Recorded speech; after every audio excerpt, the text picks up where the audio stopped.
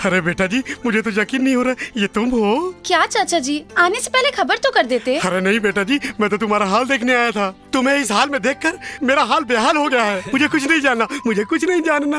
सदा सुखी रहो। अब मैं चलता हूँ समधी जी, मैं चलता हूँ। अरे कहाँ जाता नहीं कहले वाले समधी जी ढेला मारे ऐसा। क्या मारे जैसा? अरे ढेला मारे ऐसा मतलब जैसे किसी ने पत्थर मारा हो।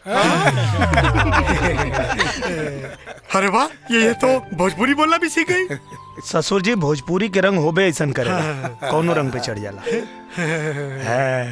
चाचा जी वो देखिए, उस कोने से लेके वहाँ उधर तक हमारा खेत है। तुम्हारा खेत? हाँ हाँ हमारा। अच्छा बताइए, वो ट्रैक्टर कौन चला रहा है? अरे होगा कोई नौकर। नौकर नहीं, वो चला रहे हैं। वो कौन? अरे पप्पू के चाचा जी, आपके दामाद। और कौन? अरे तो ऐसा कहो ना कि निरहू चला रहा है। हाँ हाँ वही। अच्छा, तो अब तुम निरहू का नाम नहीं लेती? वो गांव में कोई और पत्नी अपने पति का नाम नहीं लेती तो मैंने भी नाम लेना छोड़ दिया है। आपको पता है ये कितने मेहनती हैं? पूरी खेती ये अकेले ही संभालते हैं। मैं हमेशा सोचती थी कि शादी एक बंधन है, लेकिन यहाँ आके मुझे पता चला कि गांव के लोग एक दूसरे को बांध के नहीं बल्कि एक दूसरे से बंध के रहते हैं। एक बात कही समधी जी, रउआ बहुत मजेदार आदमी वाली। ये 4 दिन कैसे कट गई पता ही नहीं चलल। आप सही कह रहे हैं समधी जी। अगर मेरे ऑफिस का काम नहीं होता तो मैं 2-4 दिन और रुक जाता। एक बात कहना चाहता हूँ समधी जी। कहिए। जिस लड़की को हम सारी जिंदगी सुधार नहीं सके, उसे आप लोगों ने 6 महीने में सुधार दिया। इसके लिए मैं आपका और आपके परिवार का हाथ जोड़कर धन्यवाद करता हूँ। अगर कोनो जरूरत नहीं के। अब सुनिए समधी जी, सोना रहुए बेटी ना, अब वो हमार बेटी बनी। हमार बेटी। चाचा जी ई ठेकुआ और भेली है, माई देली है। अच्छा समधी जी, मैं चलता हूँ। बेटा समधी जी के छोरा वालों जाता नहीं। चाचा सदा सुहागन रहो बेटी। भगवान तुम दोनों की जोड़ी सदा सलामत रखे।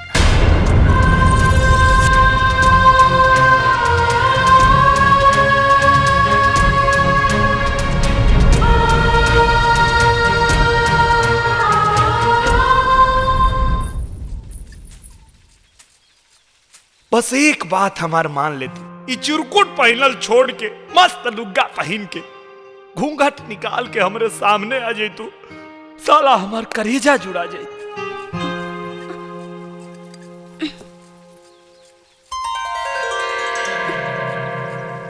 ए जी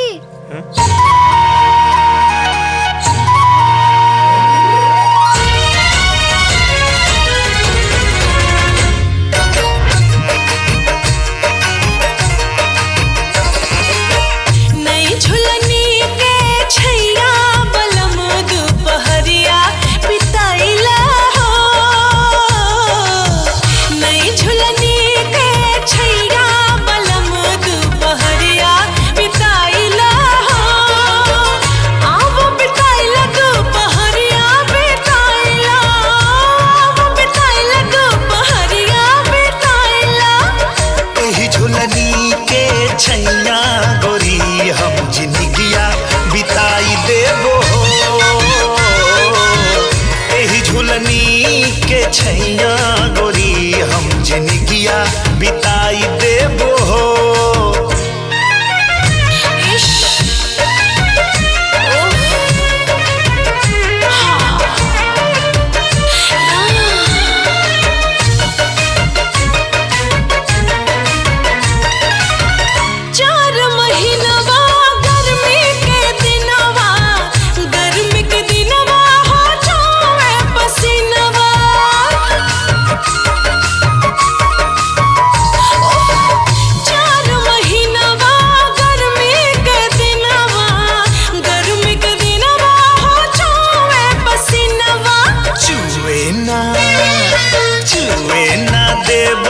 पसीनमा गोरी हम बनिया डोलाई देबो,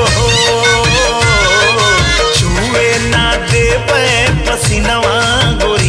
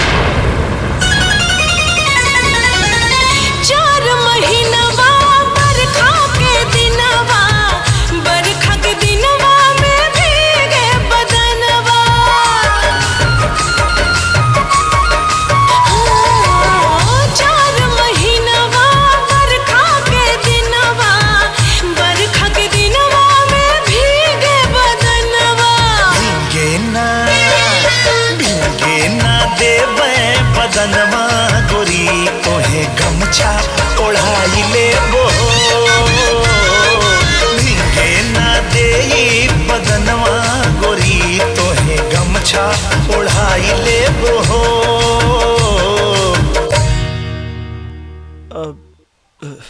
अरे देखत का पानी, आई खाना खा ली।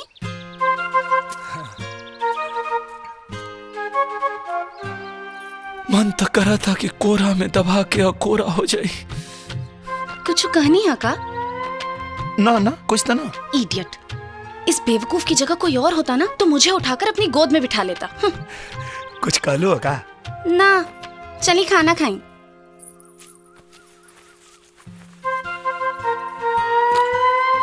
ली खाना खाई। अपना हाथ से खिया देती तो का हो जाए? का कहनी है? ना कुछ ना। बेवकूफ, अगर प्यार से मुझे कहते तो मैं इन्हें अपने हाथ से खिला देती। का कहलू है? कुछ नहीं। का बोल सोना? काहे कहाँ गेलू? पहला बेर खाना लेके आयल बानी, खाए के ना पूछ सकत रहनी है का? जा, अब तो ये सब झूठा हो गए।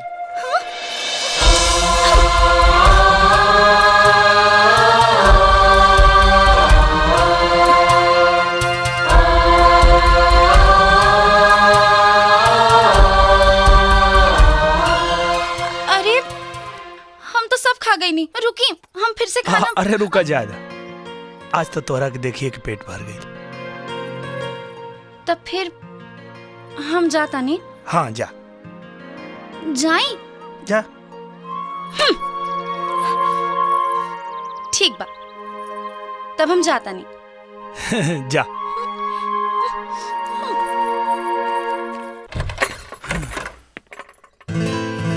ए जी, ई डोरी बन्हात नहीं खे, तनी बांध दी ना। हम कैसे बांधे? अरे रुकी, कहाँ जाता नहीं? बांध देव तो का हो जाए?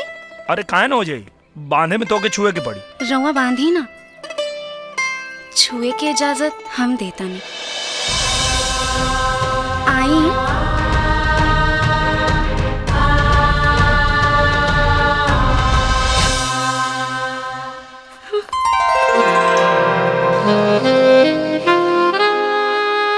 चाचा, निरहुआ सकल रहे माने का होला?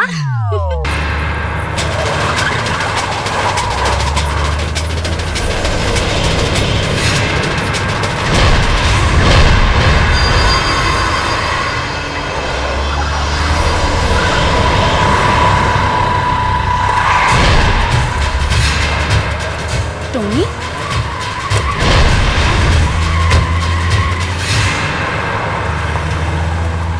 तुम यहाँ क्यों आए हो? तुम्हें यहाँ से ले जाने। मैं नहीं जाऊंगी। तुम्हें अगर मुझसे कुछ बात करनी थी तो तुम्हें मेरे घर आना चाहिए था। इस तरह मेरा रास्ता रोककर तुम गांव में मेरे घर वालों को बदनाम कर दोगे। घर वाले? कौन से घर वाले? जिनके साथ पिछले 6 महीने से तुम बहू बनने का नाटक कर रही हो? क्या बकवास कर रहे हो तुम? होश संभाल कर बात करो टोनी। कम ऑन डार्लिंग, चलो मेरे साथ।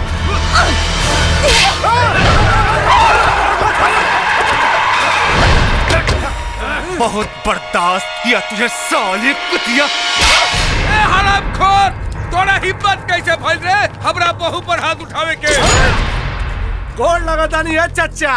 अरे बाप रे, पूरा फैमिली बा है। हम लोग बुढ़ऊ चुपचाप तमाशा देखा, नहीं तो काट के रख दे पूरा परिवार के। ओहो, तो ये हैं तेरे परिवार वाले जिनकी इज्जत की तू दुहाई दे रही थी। गले में मंगलसूत्र और मांग में सिंदूर डाल के तू इनको बेवकूफ बना सकती है, मुझे नहीं। मुंबई के नाइट क्लबों में अपनी जवानी को रोशन करने वाली अय्याश कुतिया गांव में आके इज्जतदार बन गई है। तेरी असली औकात क्या है मैं दिखाता हूँ। आज तेरी असली औकात पूरा गांव देखेगा, पूरा गांव। बुड्ढे,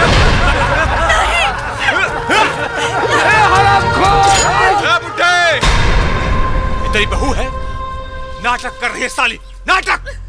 पिछले 6 महीने से तेरी बहू बनने का नाटक कर रही है। ए साला, हमरा के तो पहले ही शक रहे कि अनहरा के हाथ में बटेर कैसे लग गई। ए टोनी भाई, खोला खोला खोला। ए साले निरहुआ का पूरा कच्चा चिट्ठा खोला। ए चच्चा, सोना तो सुन बुड्ढे, मरने से पहले इसके बाप ने एक वसीयत की थी कि जब तक ये शादी नहीं करेगी उसकी प्रॉपर्टी का एक पैसा भी इसको नहीं मिलेगा। तो मजबूरन इसने जेल में जाकर तेरे बेटे से शादी का नाटक किया, ये सोचकर कि कुछ ही दिनों में तेरे बेटे को फांसी हो जाएगी और ये शादी के बंधन से आजाद हो जाएगी। तेरा बेटा बच गया, लेकिन ये साली फंस गई। मरती क्या ना करती। फिर इसने निरहू से एक करार किया, ये उसकी पत्नी बनकर गांव में 6 महीना रहेगी और उसके बदले तेरा बेटा देगा तलाक। चुप हरामी! ते हमनी के हसत खेला जिंदगी में आग लगावे आल बटे। कह दे बिटिया, कह दे कि सब झूठा झूठ। अरे तू कुछ बोलत काहे नहीं की? अरे ही का बोली साली, एकर तो बोलती है बंद हो गई बिया। टोनी भाई, ससुरी गांव में आधा नंगा कपड़ा पहिर के कलेजा में आग लगावत रहे भाई। तनी एकरा के पूरा नंगा करा ना, देखी कैसे लागेले। करा ना पूरा नंगा। दिखाता हूँ बबलू भाई, पहले इसे सुहागन से राण तो बना दूं। याद है तूने पानी से अपनी मांग धोई थी, आज मैं शराब से धोऊंगा।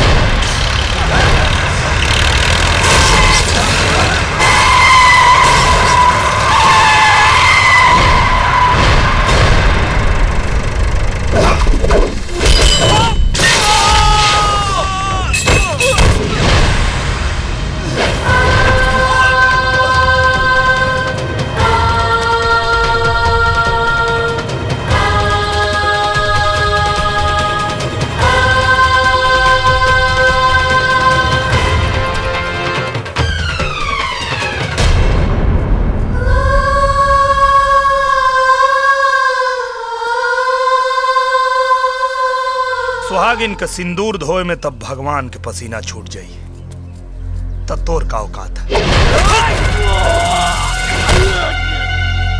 अच्छा हुआ तू भी आ गया, बहुत दर्द दिया है तुम दोनों ने, आज एक दर्द का हिसाब लूंगा। साला सारी कुकुर मुत्ता तो नहीं कहता अपना माई के दूध के भी हिसाब करेला सब, लेकिन गांव है और गांव के हिसाब ही है कि यहाँ मारल जाला 100 को और गिनल जाला 1।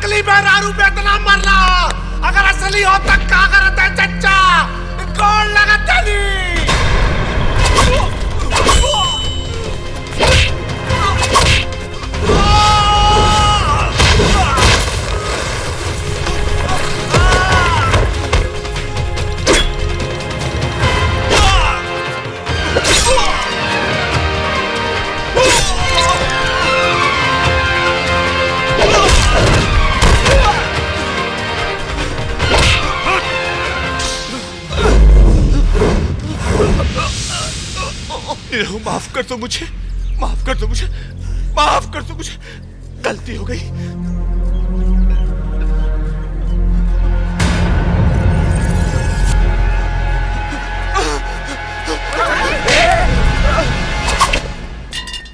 के रहल रही है हरामी? औ का कहत रहे तो हर नकली ब्याह बा अतुओं के तलाक दे में। सच सच बताओ बात का बा? अरे बोलत कहीं नहीं खे।